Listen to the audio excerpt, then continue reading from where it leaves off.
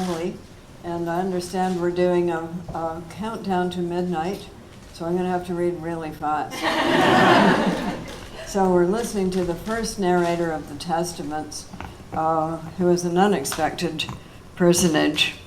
And she begins like this. I guess I'm going to have to do this. Where's the mic? Only dead people are allowed to have statues, but I've been given one while still alive. Already I am petrified. This statue was a small token of appreciation for my many contributions, said the citation, which was read out by Aunt Vidala. She'd been assigned the task by our superiors and was far from appreciative. I thanked her with as much modesty as I could summon, then pulled the rope that released the cloth drape shrouding me. It billowed to the ground, and there I stood.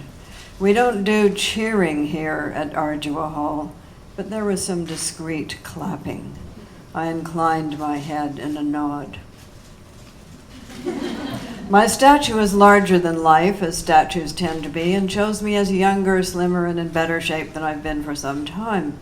I am standing straight, shoulders back, my lips curved into a firm but benevolent smile. My eyes are fixed on some cosmic point of reference, understood to represent my idealism, my unflinching commitment to duty, my determination to move forward despite all obstacles. Not that anything in the sky would be visible to my statue, placed as it is in a morose cluster of trees and shrubs beside the footpath running in front of Ardua Hall. We ants must not be too presumptuous, even in stone. Clutching my left hand is a girl of 7 or 8, gazing up at me with trusting eyes. My right hand rests on the head of a woman crouched at my side, her hair veiled, her eyes upturned, in an expression that could be read as either craven or grateful, one of our handmaids. And behind me is one of my pearl girls, ready to set out on her missionary work. Hanging from a belt around my waist is my taser. This weapon reminds me of my failings. Had I been more effective, I would not have needed such an implement. The persuasion in my voice would have been enough. As a group of statuary, it's not a great success, too crowded. I would have preferred more emphasis on myself, but at least I look sane.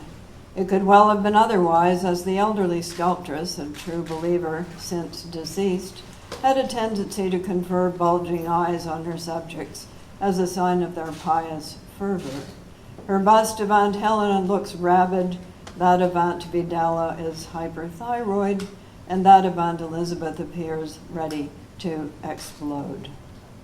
That was 9 years ago. Since then, my statue has weathered, pigeons have decorated me, moss has sprouted in my damper crevices. Votaries have taken to leaving offerings at my feet, eggs for fertility, oranges to suggest the fullness of pregnancy, croissant in reference to the moon. I ignore the breadstuffs, usually they have been rained on, but pocket the oranges. Oranges are so refreshing. I write these words in my private sanctum within the library of Ardua Hall, one of the few libraries remaining after the enthusiastic book burnings that have been going on across our land.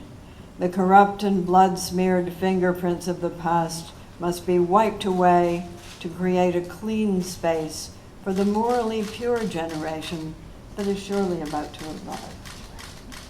Such is the theory. But among these bloody fingerprints are those made by ourselves, and these can't be wiped away so easily. Over the years, I've buried a lot of bones. Now I'm inclined to dig them up again, if only for your edification, my unknown reader. If you are reading, this manuscript at least will have survived, though perhaps I'm fantasizing. Perhaps I will never have a reader. Perhaps I'll only be talking to the wall in more ways than one. That's enough inscribing for today. My hand hurts, my back aches, and my nightly cup of hot milk awaits me. I'll stash this screed in its hiding place, avoiding the surveillance cameras. I know where they are, having placed them myself. Despite such precautions, I'm aware of the risk I'm running. Writing can be dangerous. What betrayals and then what denunciations might lie in store for me? There are several within Ardua Hall who would love to get their hands on these pages. Wait, I counsel them silently. It will get worse.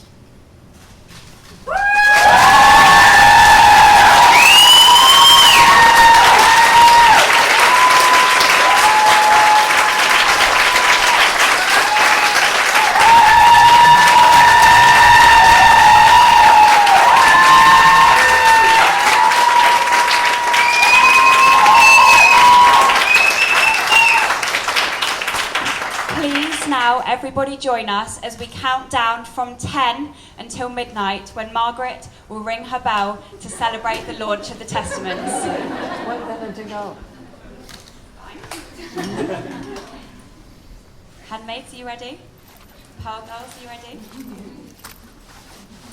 We shall begin our countdown for the press. 10, 9, 8, 7,